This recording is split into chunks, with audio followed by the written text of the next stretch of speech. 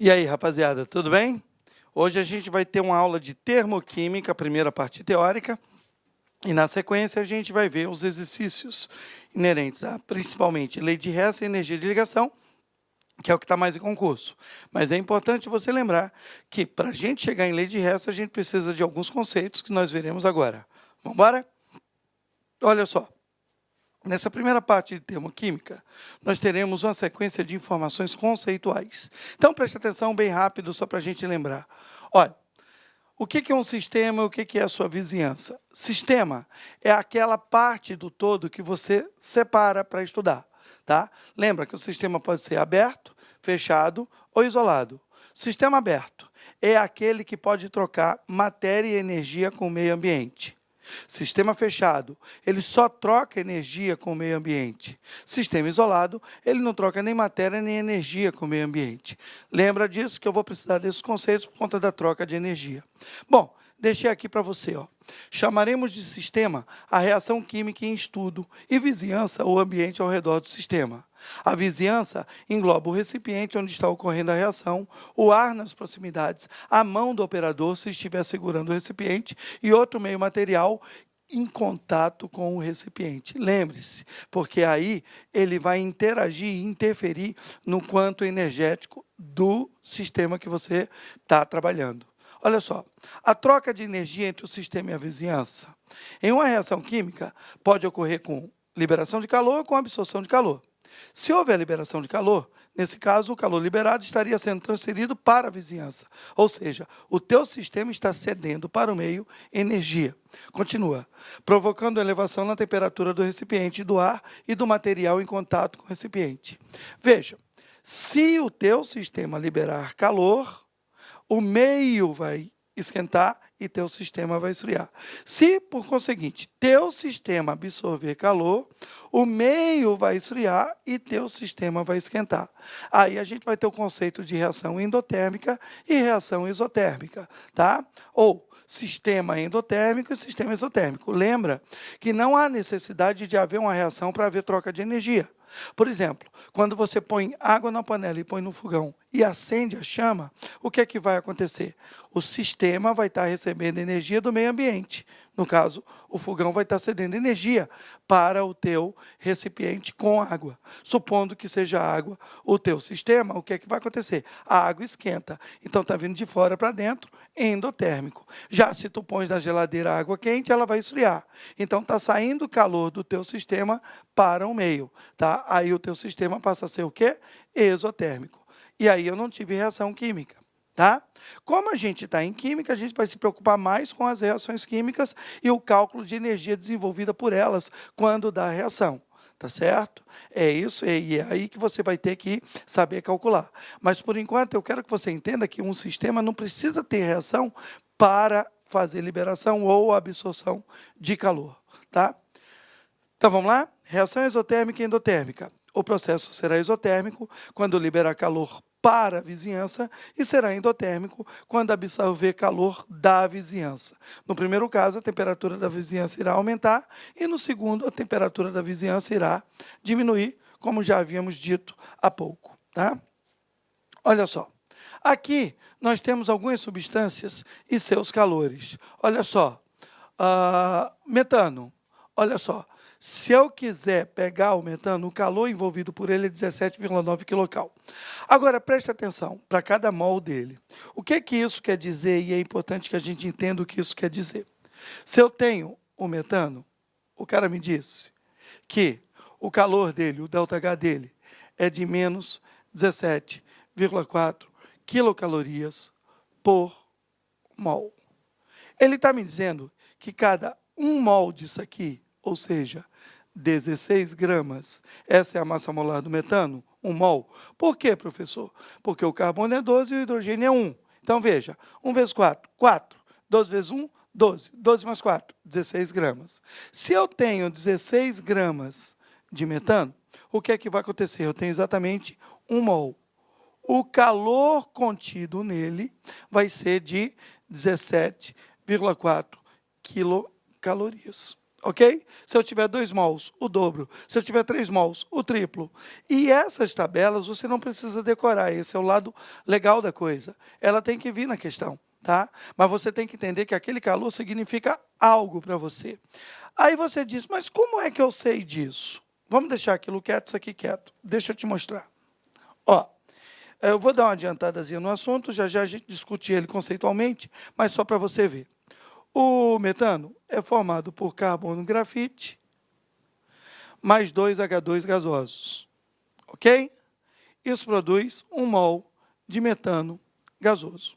Olha, a gente convenciona, está escrito, então não precisa você estar copiando, só presta atenção, está escrito lá na frente em outros slides. Então, deixa um pouquinho para depois, que aí você vai ter isso já pronto. Só presta atenção. Ó, a gente convenciona que substâncias simples, em suas formas alotrópicas mais comuns, possuem entalpia zero. Então, qual é a entalpia do carbono grafite? Zero, tá? Quilocal. Porque isso aqui é substância simples na forma alotrópica mais comum. Hidrogênio, substância simples. Na forma alotrópica mais comum, qual é a sua entalpia? Zero. Ora, qual é a entalpia inicial aqui? A soma das entalpias reagentes. Zero. Então, qual é a entalpia final aqui? Vai ser a entalpia do CH4. Tá, essa é a entalpia final. Presta atenção.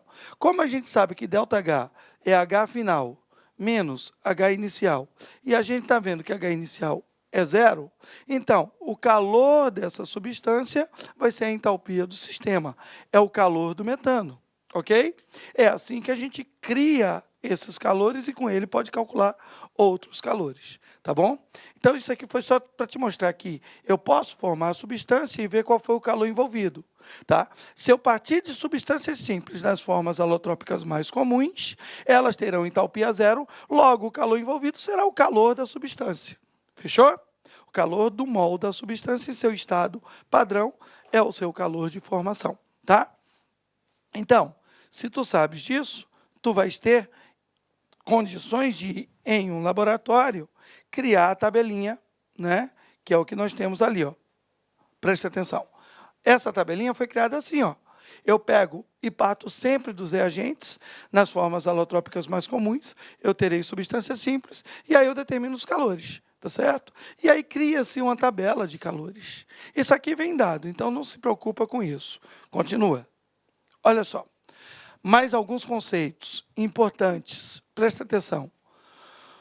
O calor liberado ou absorvido em uma reação pode ser determinado através da variação de temperatura ocorrida na vizinhança, usando-se a equação Q, calor, é igual a massa, vezes o calor específico da substância, vezes a variação de temperatura. Calor específico é o calor da substância, tá? Olha só, Q é o calor recebido ou cedido. C é o calor específico da substância que está recebendo ou cedendo calor, tá? Quanto ela tem de calor, tá? Por exemplo, o calor específico da água no estado líquido é de 1 caloria vezes grama a menos 1, graus Celsius a menos 1, tá? Então, olha só, esse é o calor específico da água. Ou seja, para tu aumentares em 1 caloria o calor e 1 grau Celsius, o calor, 1 caloria de... Ficou ruim, né? Espera aí, se não trava. Deu um trava-língua aqui em mim, eu vou te ajudar, me ajudando. Presta atenção. Ele disse que o calor específico da água era o seguinte: 1 caloria por grama grau Celsius, tá? Lembra que ele dizia grama a menos 1, grau Celsius a menos 1. É a mesma coisa. Então, ó o que ele quer dizer. Que se tu tens 1 grama de água e tu queres aumentar 1 grau Celsius, ó, para provocar o aumento de 1 grau Celsius. Por exemplo, ela está em 22 graus Celsius e tu queres ir para 23 graus Celsius. Fechou o jogo? Tá? Tu estás aumentando em 1 grau Celsius, estás ou não estás? Tu tens 1 grama de água, tens ou não tens? Tu vais precisar de 1 caloria. Você vai precisar de 1 caloria. Se eu quiser aumentar 2 gramas em 1 grau Celsius, 2 calorias. Se eu quiser aumentar 3 gramas, 3 graus Celsius, aí você vai ter que fazer a multiplicação. 3 gramas, 3 graus Celsius. 3 gramas, eu vou precisar de quê? De 3 cal. 3 graus Celsius em 3. 3 vezes 3, 9. Eu vou precisar de 9 calorias, tá? E assim por diante. Bom, é importante você notar que isso aqui vai ser cobrado para você mais em física do que em química. Mas não custa nada a gente dar uma trabalhadinha aqui, ó. Presta atenção. Dá uma olhada nesse exemplo.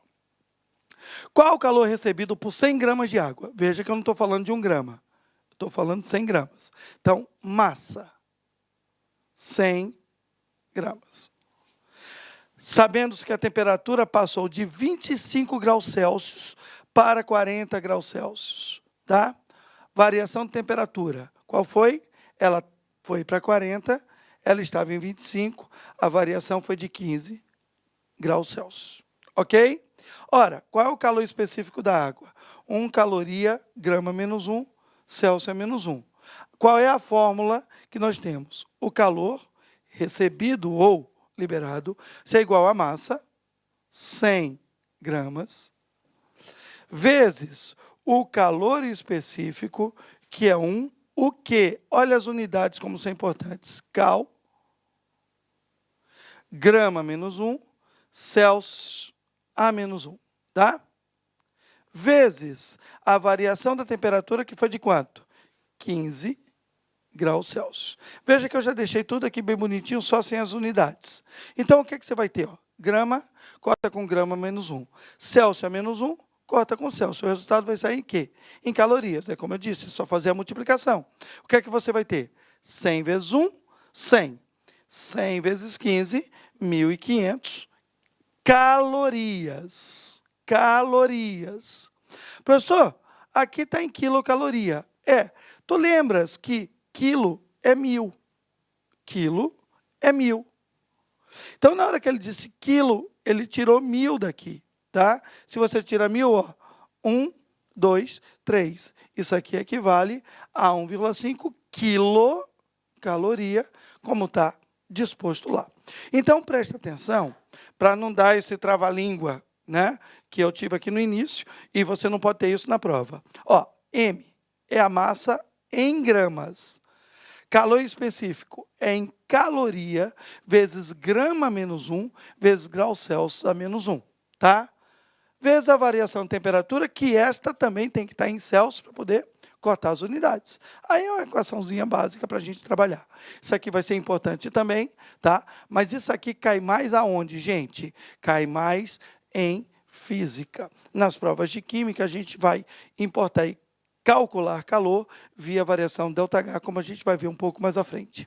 Olha só, o que é que eu quero que vocês notem? Deixe-me só apagar aqui, para a gente poder continuar. Ó, eu quero que vocês notem o seguinte, vamos lá. A gente tem aqui esses calores que foram calculados, ou por aquela fórmula, tá? Ou dessa forma, tá? Agora chegou a parte mais importante, mais cobrada, né? A questão de importância aí depende de como você esteja trabalhando. Mas em concurso, mais cobrado em entalpia. Então, preste atenção. Entalpia H. Preste atenção. O conteúdo de calor de um sistema não pode ser medido, mas a variação de calor sofrida em uma reação química pode ser medida pela calorimetria. O que é que a gente vai medir? Não o conteúdo de calor, e sim sua variação. Quanto entrou? Quanto saiu? Tá? Quanto entrou? Quanto saiu? Preste atenção. Quando o processo se realiza a pressão constante, recebe o nome de variação de entalpia. Assim, entalpia é o conteúdo energético de um sistema quando esse sofre uma transformação à pressão constante. Isso é a entalpia. Leia, é o conteúdo energético de um sistema quando este sofre uma transformação à pressão constante. Cuidado, o conteúdo energético de um sistema é a entalpia. Ó. Esse é o conteúdo do sistema final. Esse é o conteúdo do sistema inicial. O que é que nós vamos calcular? A sua variação. Ou seja, para a gente vai interessar a variação desse conteúdo. Quanto eu tinha, quanto eu fiquei, quanto variou. Tá? Então, a gente vai fazer sempre H final menos H inicial. Olha só. Aí, eu já chamei a atenção de vocês. Todas as vezes que a gente for calcular a variação de entalpia, ela vai ser H final menos H inicial, e ela vai ser medida a pressão constante, a gente vai ter que saber os valores inicial e final. Tá? Então, o que é que a gente faz? Lembra lá do metano quando iniciamos a aula? Por definição, a entalpia de substâncias simples, na forma alotrópica mais comum, e a 25 graus Celsius em 1 atm é zero. Tá certo? Então, na hora que a gente tem isso, ó, é zero. A gente pode partir disso para calcular os calores. Olha só, o que é que eu quero te falar? Eu quero te lembrar isso aqui, ó. Preste atenção. Dá licença, só um minuto. Pronto. Ó. H2 gasoso. Cl2 gasoso. F2 gasoso. S8 rômbico. S8 monoclínico. Carbono grafite. Carbono diamante. Oxigênio gasoso, ozônio gasoso, fósforo branco, fósforo vermelho. O que é que essas substâncias têm em comum? Será que você consegue enxergar o que é que elas têm em comum? Dá uma olhada. Dá uma olhada. O que é que elas têm em comum? Isso. São todas substâncias simples, formadas por um único tipo de elemento químico. Ah, mas aqui tem mais de um elemento químico. Não. Olá, meus amigos, minhas amigas. Sou o professor Luiz Antônio de Carvalho e com muito prazer, muita satisfação, estou aqui para explicar para vocês o nosso projeto SEDUC Magistério, conhecimentos específicos para o cargo de professor focado em Química. É isso mesmo, nós aqui da La Concursos, nós elaboramos uma isolada, essa isolada top de linha que vai atender o seu concurso com certeza. Clique lá.